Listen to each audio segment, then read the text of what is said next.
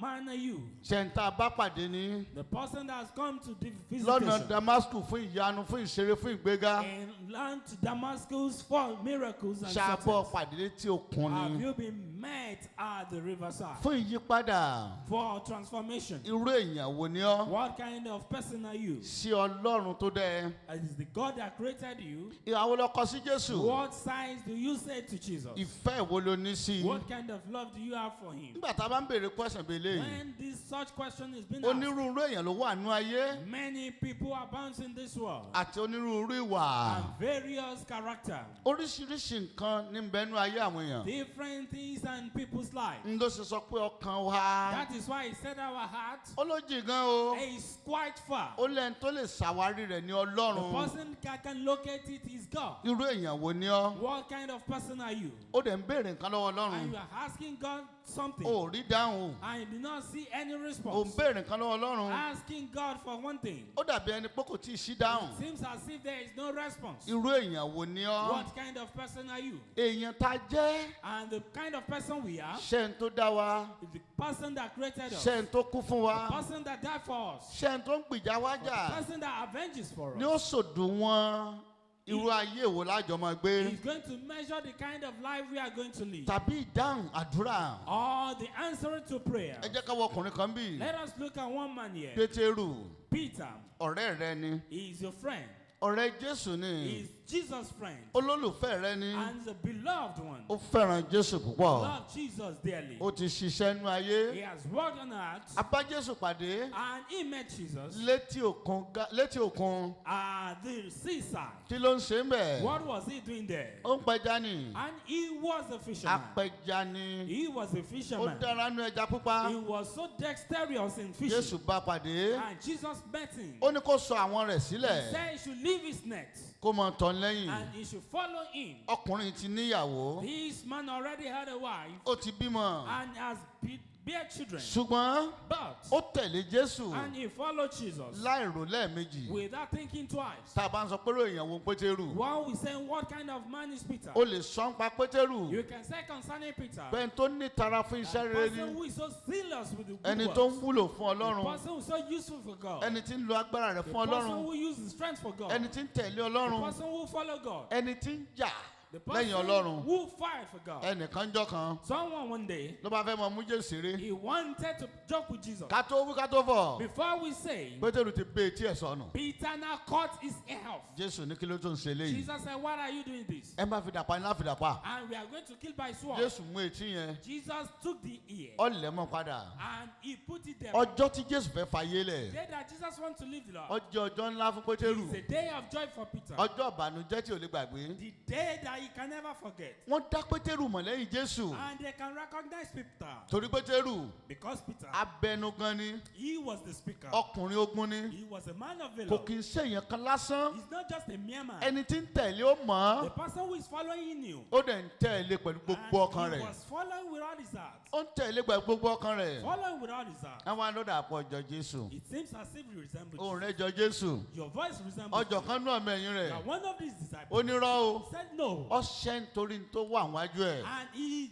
just said because of what is in front. Ó wà lójú ogun ó ṣẹ́. He was on the battlefront, he denied. Jésù kan wò báyìí. Jesus now look at Ó him. rántí mọ́sẹ̀jọ́ He bẹ̀rẹ̀. remember how they started. Ó rántí jọ Jésù bá ń pàdé. Remember the day of Jesus. Ó bú sẹ́kún. And he busted into Ó tears. ké. And he cried. Ó ṣe pé Olúwa jọ̀ọ́. Say, please, Ṣàánú fún mi. Lord, have mercy on me. Jésù sọ fún pé yóò sẹ́hun. Jesus said he's going to deny me. Ṣùgbọ́n gbàgbọ́ nú ara rẹ̀. He believed in himself.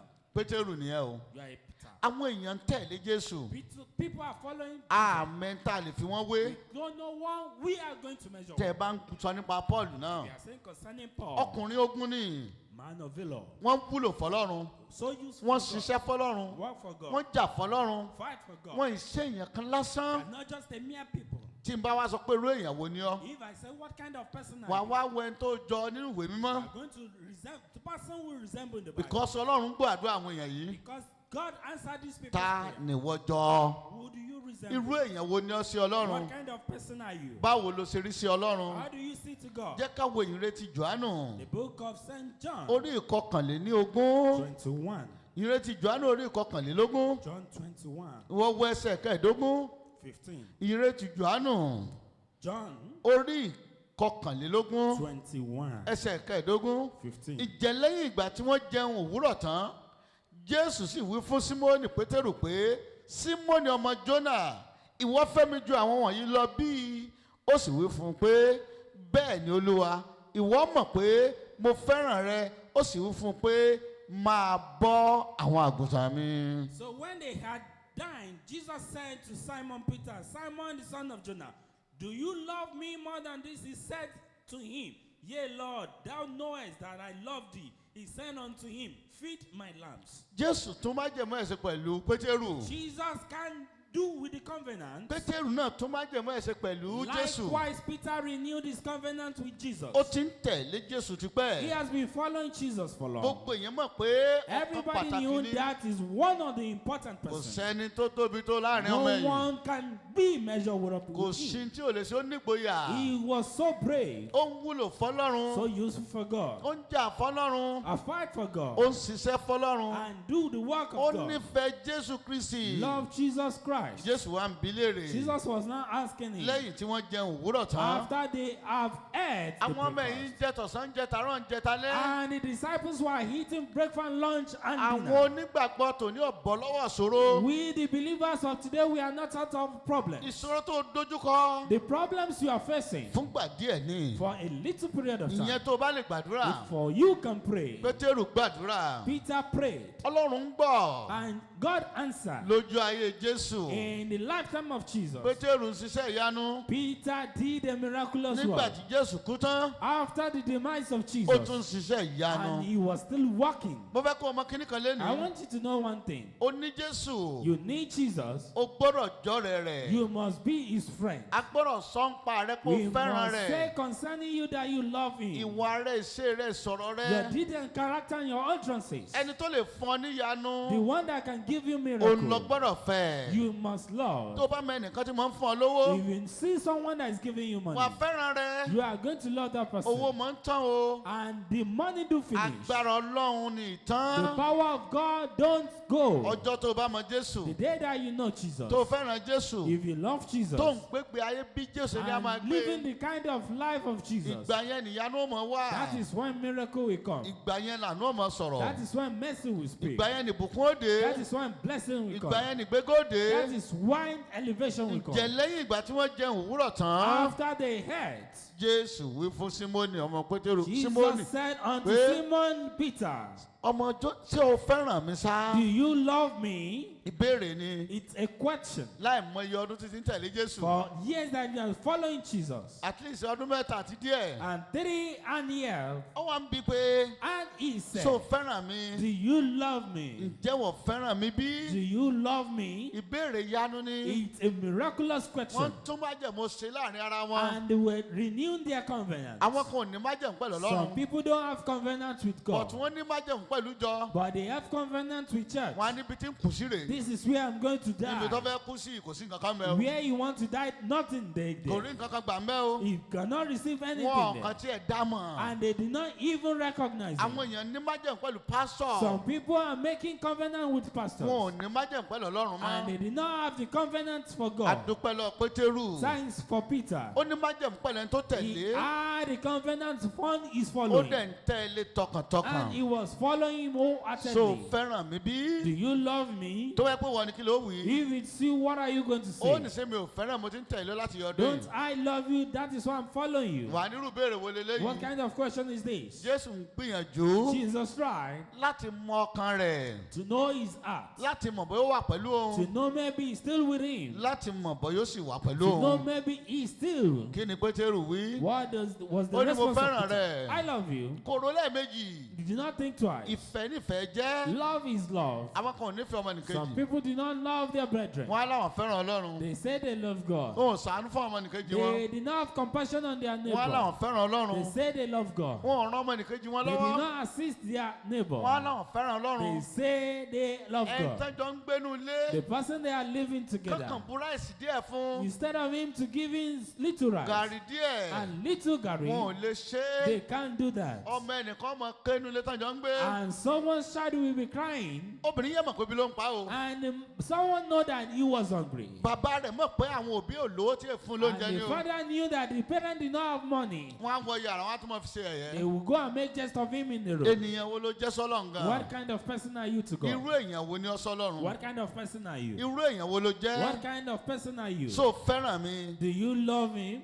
Ó ní mo fẹ́ràn rẹ. He said, I love you. Ó wá ní mo bọ́ àgùntàn mi. He said, go and feed my lambs. Àwọn wo làgùntàn Ọlọ́run? Who are the lambs of God? Àwọn èèyàn tá a kó sí wa lọ́wọ́, tá a kó sí wa lábẹ́ pé ká máa tọ́jú wọn. Those that we have been said we should cater for Nípa ọ̀rọ̀ rẹ̀. by his word. Wo ẹsẹ̀ tó tẹ̀lé. The next Ó sì verse. tún wí fún nígbà kejì pé Símónì ọmọ Jónà ìwọ fẹ́ mi bí? Òun sì wí fún un pé bẹ́ẹ̀ ni Olúwa ìwọ mọ̀ pé mo fẹ́ràn rẹ̀. Ó sì wí fún un pé máa bọ́ àwọn àgùntàn mi. He said to him again the second time, Simon the son of Jonah, do you love me? He said unto him, yea, Lord, thou no doubt I love thee. He said unto him, feed my sheep. Àwọn kan ìfẹ́ wọn ò jinlẹ̀. Some people, their love was not deep. Wọ́n fẹ́ràn ọkọ wọn ńgbà tó wó wà. And they love their husband when the husband have money. Ìgbà tó wó sí wọn ò fẹ́ràn ọkọ wọn When mọ́. there is no money, there is no love. Àwọn kan fẹ́ràn ọkọ wọn ńgbà tí ò sówó. Some people love their husband when there was no money. Ńgbà owó dé wọn ò fẹ́ràn ọkọ wọn mọ́. When there is money now, they do not love their husband. Irúfẹ́ wo lo ní sọ́lọ́run? What kind of love do you have for God? Irúfẹ́ wo lo ní sí ọmọ rẹ? What kind of love do you have for your children? Irúfẹ́ wo lẹ̀yin ọmọ ní sí òbí What yín? kind of love do you children love for your parents? Ṣé o fẹ́ràn mi? Do you love me? Wàá mọ̀ pé Pétérù máa fẹ́ràn àwọn You ènìyàn. know that Peter is a lover of mankind. Ọ̀kan nínú àwọn tí Jésù gbẹ́kẹ̀lé ni. One of the people that Jesus Àgbẹ̀ trusted. agbára àti gbogbo ẹ̀ lé lọ́wọ́. And every power was entrusted Ó in la him. fún kọ́kọ́rọ́. And he was the one that he was giving Gbogbo tó bá to. fẹ́ sínú ayé ó sí. Whatever he want to unlock, he's Gbogbo going tó bá fẹ́ to. tì yóò tì. Whatever he want to lock, he's going to Ó lock. gba gbogbo ẹ̀ lọ́wọ́ Jésù. And receive everything from Jesus. Ìpèníjà ti dé fún Jésù mí. There was a challenge for Jesus Ọjọ́ here. ọkú ti ń bọ̀. The day of death is about. Ọjọ́ kànmọ́gbèlébú ti ń The bọ̀. day of death is about. Ọjọ́ ìbànújẹ́ ti ń The bọ̀. day of tribulation Fún is gbogbo about. àwọn èèyàn tí wọ́n gba Jésù For gbọ́. those that accepted Jesus, Àṣẹ ayọ̀ ni ó jẹ́ nítorí pé yóò it's jíǹde. going to be joy at last because he's going to Bí wọ́n resurrect. ṣe ń rògbà náà ni pé Jésù mọ̀ fẹ́ kúrè. As they were thinking that Jesus was about to Ọjọ́ die, ayọ̀ dẹ̀ ní it's the day of joy fún gbogbo wa pátá. for all of them. Ṣùgbọ́n Pétérù But Peter, ó ti rẹ̀ ẹ́ he was so worried. tó o mọ̀ pé And you know that tó o bá lọ́kọ if you have husband, tó o bá fẹ́ràn rẹ̀ if you love him, o ò ní fẹ́ kó kú. you don't want him to die. Tó o bá níyàwó If you have a wife, tó o bá fẹ́ràn if rẹ̀ you love her, o ò ní fẹ́ kó you kú. don't want her to die. Tó o bá ní ìyá tàbí bàbá If you have mother or father, o ò ní fẹ́ kó kú. you don't want them to die. Ìfẹ́ ńlá ni Pétérù ní sí As Jésù. a great love Peter had for Jesus, Ìfẹ́ bí bàbá sọ́mọ. and the father of love, Ìfẹ́ bí ọmọ sẹ́sọ̀gá. love as boss to follow, Ìfẹ́ tá a bomi là. and the undiluted love, Àìfẹ́ Jésù inability to love kò jẹ́ Jesus. ká rí nǹkan gbà lọ We rẹ̀. cannot receive something from him. Àsúnmọ́ We did not move closer torí pé àfẹ́ràn rẹ̀. because we did not love him. Àwa We did not seek him torí pé àfẹ́ràn rẹ̀. because we did not love him. Àbáṣe We did not have a rapport with him torí pé àfẹ́ràn rẹ̀. because we did not love him. Wẹ́sẹ̀ kejìlá. Look at verse Wẹ́sẹ̀ 12. kejìlá. Verse 12. Jésù sì wí fún ọ pé Just said unto them, ẹ wá jẹun òwúrọ̀. come and dine. O ti rí ìfẹ́ tí Jésù ní Can báyìí. you see the kind of love of Jesus? Ẹ wá jẹun òwúrọ̀. Come and dine. Lẹ́yìn tó ti fọ́n ká lọ. After they have been dispersed, Jésù náà fẹ́ mú yìí. they want to capture Jesus. Búburú ò ní ṣojú wa o. And we cannot do this. Jésù tún pè wọ́n wá jẹun Jesus òwúrọ̀. now called them, come and eat. O ti rí Jésù báyìí. Can you see Jesus? Kò fẹ́ kébi He ọ̀pọ̀. don't want you to be Kò hungry. fẹ́ kó ọmọ jẹ He gbèsè. don't want you to be in debt. Kò fẹ́ kó ọmọ yáwó He kiri. don't want you to be borrowing Kò fẹ́ kó money. wà láláìní. He don't want you to be lacking. Ìṣòro bẹ̀ ni pé so fẹ́ràn The rẹ̀. problem is that do you love him? Ṣé èèyàn rẹ̀ ni wọ́n Are ṣe? you his person? Ṣó mọ̀? Do you know him? Ẹ wá jẹun òwúrọ̀. Come and dine. Kò fẹ́ tí Jésù ní báyìí. Look at the kind of love Kò of fẹ́ Jesus. kẹ́nìkan kó jìyà. He don't want anybody to be in Ṣùgbọ́n problems. àwọn kan But some wọ́n people, gbàgbọ́ nú yà. they believe in these problems. Tí yà bá jẹ ọ́ púpọ̀. If you are so rich, Tó o bá lówó, if you have money, wàá sì mọ gbé nù yà nù owó you náà. still be